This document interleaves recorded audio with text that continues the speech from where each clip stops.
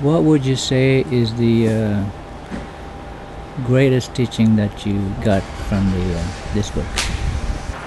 For me, I think the greatest thing that I have gotten from the book is a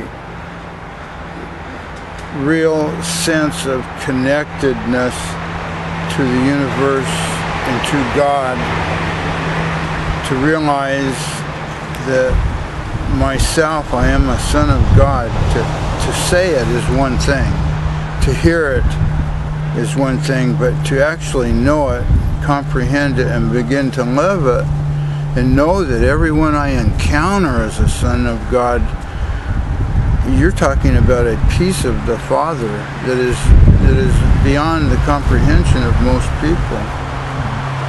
The other thing that I really get from the Urantia book and my readings is that it promotes no religion, it discredits no religion, and it speaks of finding the things that we all have in common rather than our differences, and how insignificant bickering and everyday activities are. The only thing that is really important in the long haul is the things that are of solid spiritual growth, which is what we refer to as spiritual survival.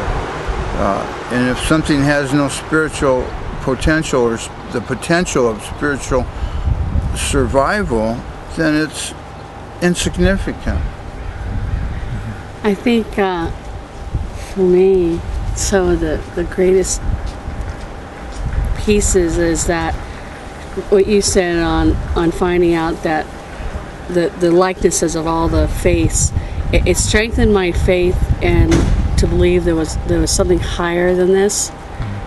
There's something more to our world and our lives, and it really deepened what my direction of doing service to others. And I realized that I carried that. I didn't really believe for many years I had a spirit, or I was of God, and I just thought I was like here, and then when it was over, it was over.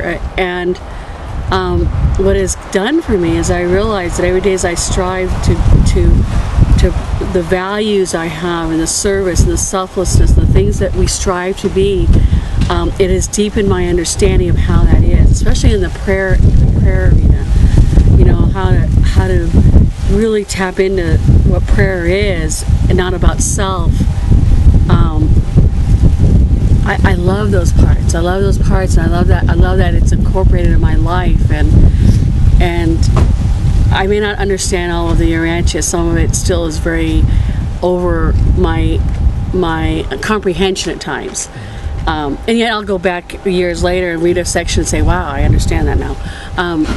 But those parts, the prayer, our service to others, the values, I always can understand it. And I always, when I read them, I find it to be richer each time, because I'm in a different spot.